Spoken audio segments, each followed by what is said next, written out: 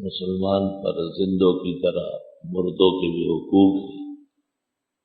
مردے اور کچھ نہیں مانگتے، صرف یہ کہ ان کے لیے ایصال ثواب ہو، دعائے خیر اور برکت اور مغفرت ہو۔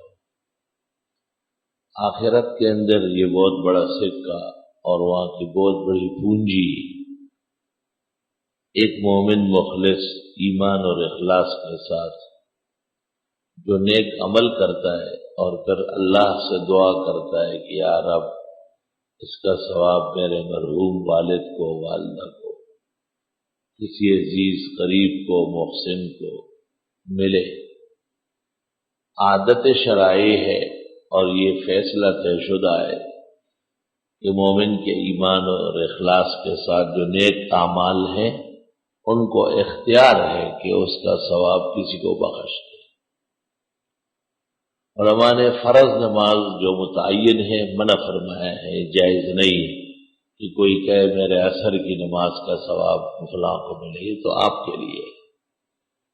لیکن نوافل، تلاوت، ذکر، تسبیح یا خیر خیرات، صدقات، بہترین قسم کا کھانا پکا کے مردے اور مرحوم کی شان جو وہ پسند کرتے تھے، فقراء، مساکین، مستحقین کو اس نیت سے کھلائے کہ انہیں ثواب ملے۔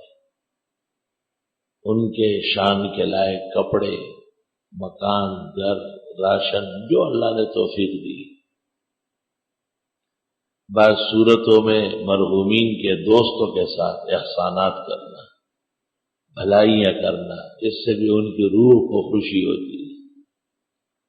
مطلقاً نیک اعمال سے ان کو راحت ملتی ہے، نمازیں پڑھنا، مسجدوں میں آنا، خیر کے حلقوں میں بیٹھنا، گناہوں سے بچنا، منکرات شرعیہ سے پرہیز کرنا، یہ بلندی اعمال کہلاتی ہے۔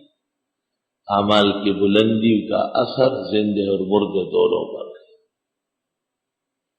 اللہ تعالیٰ کسی کو توفیق دے تو عمرہ کر لے، حج کر لے نفلی، اور وہ اپنے کسی والد، والدہ، عزیز قریب جن کے حقوق تھے، احسانات تھی، ان کا حق پہلے۔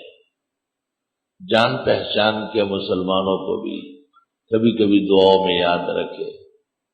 عامت الخلق من المسلمین سواء کانوا شرقا او غربا، مشرق اور مغرب میں جتنے کلمہ گو نیک مسلمان گزرے ہیں انہیں بھی ایصال ثواب کرے، ان کے حق میں بھی دعائے مغفرت کرے۔